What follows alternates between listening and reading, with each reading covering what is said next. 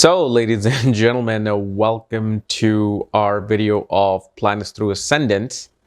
And today we're going to be covering Moon in the 8th house in the sign of Gemini. Moon in the 7th house in the sign of Gemini. As in what happens when Moon is in 7th house in Gemini, while it rules the 8th house with the sign of Cancer. And as always, if you do not know, if you have this particular placement, what sign it's in, what nakshatra it's in, all the other astrological details, for that check out the links here. Check out my full astrological report, including my books, consultations, and link to my academy, Maga Vedic Astrology Academy, where I have actually started the podcast. And yesterday I uploaded a video on matchmaking and remedy to improve the quality of marriage for those who are, dealing with certain hardships in marriage. Severe hardship, mainly, because everybody deals with hardship.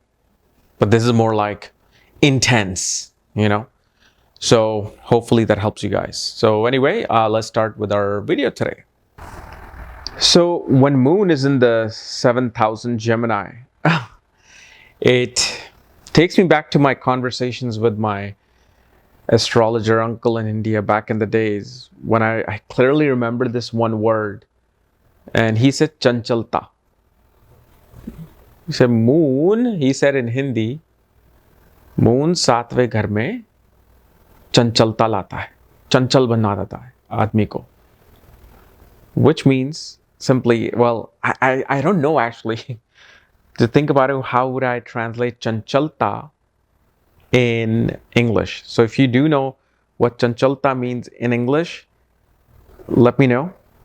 Because it is a very unique word. I tried thinking about a couple of words. I'm like, no, that's not it. That's a little bit more negative word than what chanchalta is. Simply what this moon does is that a person simply is everywhere. They want activity in the marriage. And the reason why they want activity in the marriage is because they're wanting to transform their life. And it's not even that they're wanting to transform their life. Their life is supposed to be transformed through marriage. Like you will see. And this is what I remember him saying. He was saying, idhar se udhar se idhar. Meaning, using Hindi today. What it simply meant that after marriage, suddenly a person wants to travel. They want to travel here and they want to travel there with their significant other. Marriage, the quality of the marriage, okay?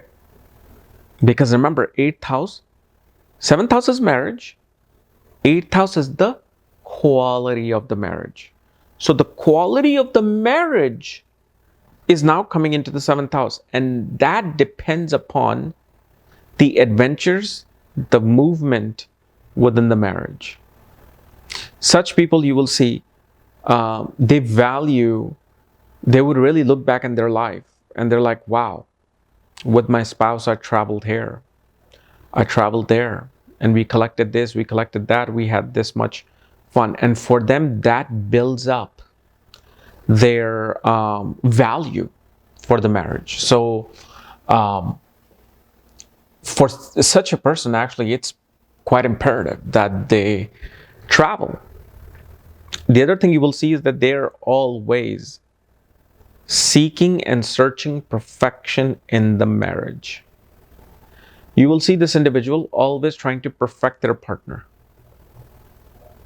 Their peace of mind comes in when all the things that they imagined, how marriage needs to be, how marriage should be, when they can mold the marriage or the partner in performing certain deeds to make the marriage perfect, then they feel good. Now, this is not like, well, you've got Jupiter and Sun in the 7th house like I did in my video yesterday. Well, they're going to be controlling. No, this is a very childlike marriage. This is a very childlike relationship. It's like two good friends, who are just, you hear your friend say, let's go ahead and do this. Okay, I want to do this though. Okay, let's do that, but we're going to do this and then we're going to do that. Okay, because we went here, now you're going to have to do this. It becomes like, childlike play for an individual. But one thing that does occur with this particular moon is that after marriage, the individual feels ostracized from other groups. And they may not like that. And this is where their maturity is going to have to develop. Like, for example, let's say you used to go to some country club. You used to go, or you go to some group setting every now and then. And what happens after marriage? Suddenly you feel like, why is it that I'm not being invited? Why is it that they're looking at me all this weird thing? What's going on? Um, this is where, and when these things happen, then you will see this person like, okay, I need to travel, I need to move. And they will have cry and tears in the relationship area. Not just marriage relationship, they will shed a tear. Most definitely. And especially that tear will come due to either not being able to travel, due to heavy expenses, or lack of bed pleasures in life. And those tears will come in. And lack of bed pleasure may not have necessarily happened after marriage. It could be that frustration before marriage. Like, God, everybody has somebody, to have fun with and to experience whatever they want. Um, and here I am. I feel void. So usually that occurs, and because of that thought process, they always tend to chase and stalk pleasure, pleasure of movement, pleasure of information. Now, of course, the most basic thing you can say that, well, yeah, they need to have communication in the marriage. For them, the peace of mind comes in when there's absolute communication in the marriage, and which is like 101 scenario of astrology, because 8th house has Cancer there, which represents the peace of mind. So the peace of mind depends upon the quality of the marriage, quality of the partner. And especially the other way such people get peace of mind is when they get to travel and work, when they are able to communicate at work. Like such people, they want to mass communicate. They're the one who wants to be sending out mass emails to everybody about what's happening at work, what's happening, what events are taking place, what policies, procedures we're doing or taking.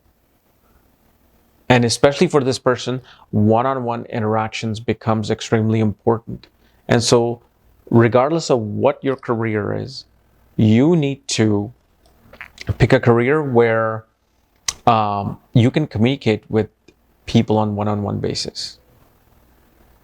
This is why such an individual may even take psychology as a subject in college and universities, because they feel like, what, I do love talking to people and I want to understand them, because I want to understand their psychological impact in their life because of that, again, that 8th house connection, that 8th house moon connection.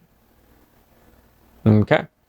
So guys, this is my analysis of moon in the 7th house for Sagittarius ascendant people. If you're new to my channel, subscribe below so you don't miss these type of videos. And if you want to know everything about your chart and all my podcast, everything, check out the links here. Otherwise, we'll see you later. Bye-bye.